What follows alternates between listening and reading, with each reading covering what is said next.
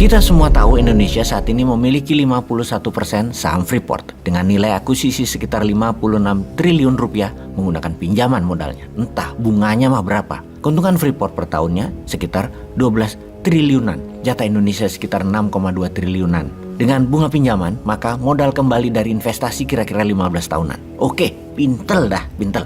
Transaksinya di luar negeri. Mudah-mudahan nggak ada yang ngentit mengambil komisi receh ya. Dari funder atau dari uang pinjaman, nggak ada yang ngambil komisi kecil-kecilan. Mudah-mudahan nggak ada orang tengah yang bebelah di tengahnya. Pas transaksi, mudah-mudahan juga nggak ada yang dapat fee transaksinya ya. 56 triliun tuh kalau ada fee transaksi lumayan juga. Mudah-mudahan jujur semua ya yang bertransaksinya ya. Mudah-mudahan cadangan tembaganya atau kopernya masih ada sampai 20 tahun ke depan. Kalau hanya 15 tahun sudah dikeduk, baru balik modal, tanah airnya habis. Dapat apa kitanya? Udah belinya mahal, nggak ada untungnya, habis lagi. Tapi mengambil Freeport kan terlihat nasionalis.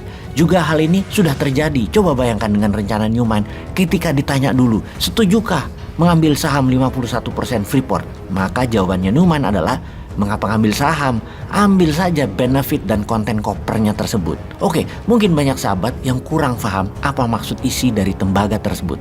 Kita jelaskan.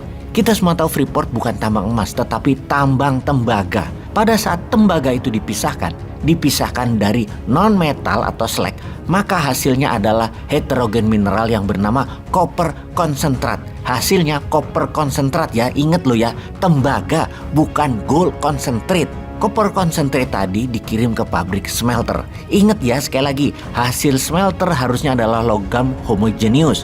Tapi benar hasilnya adalah copper cathode. Masih copper ya. Lalu dari copper cathode diproses lagi jadi anoda slim. Nah kira-kira begitu deh, canggih ya kira-kira.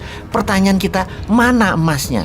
Maka anoda slim tadi dikirim ke luar negeri untuk dimurnikan, di-refine. Proses refining ini jadi benda yang namanya platinum, jadi benda yang namanya emas, jadi benda yang namanya koper, bahkan ada uraniumnya. Ini yang jadi pertanyaan kepada sahabat semua. Emasnya tidak pernah kita dapat. Kita hanya menghasilkan koper, tembaga, pajaknya ya pajak tembaga.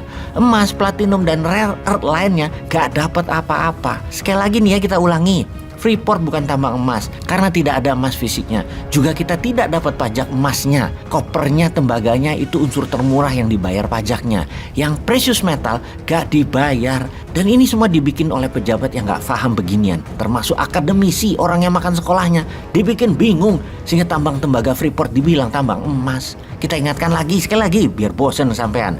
Begitu juga di tambang timah, tin atau SN atau stanum. Yang dibayarkan hanya timahnya saja. Unsur rare earth yang ikutan seperti thorium misalnya keangkut gak pernah dibayar. Jutaan ton kali sudah keluar dari Pulau Bangka. Ya kok akademisinya diem aja, pejabatnya diem aja. Sudah 7 presiden masih gini-gini juga. Dikadali asing masih aja gak belajar-belajar. Kenapa gak diurai di Indonesia? Dipisahkan barang tadi dari timah dengan rare earthnya. Gak bisa. Kalau gak bisa jangan pernah kirim mentah timahnya. Biarkan pabrik pembuat rare earth berdiri dulu di Indonesia. Pakai asing juga gak apa-apa. Karena pajaknya nanti negara sudah dapat value added. Jadi gede dapatnya. Begitu juga tambang nikel di Sulawesi yang saat ini menjadi kekayaan nasional Tiongkok. Nikel dan mineral lainnya didapat gratis. Nempel dengan nikel itu biasanya ada ferro atau besi, kobalt, CO, scandium, iridium, silika. Yang dengan alasan apapun dikatakan benda itu masih belum stabil kata Bayern ya. Alias tidak bisa di-refine. Wes apalah itu alasannya, atau jumlahnya kecil tidak ekonomis sehingga belas saja hilang tak dibayar. Namun Tiongkok selain menjadi pemilik cadangan nikel tentunya sudah di-refine terbanyak di dunia. Kobalt Tiongkok number 1 di dunia.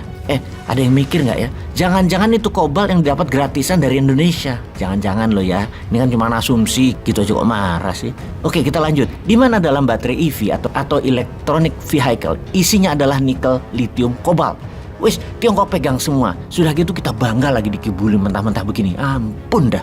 Jadi harusnya pabrik pemurnian nikel ada di Indonesia juga.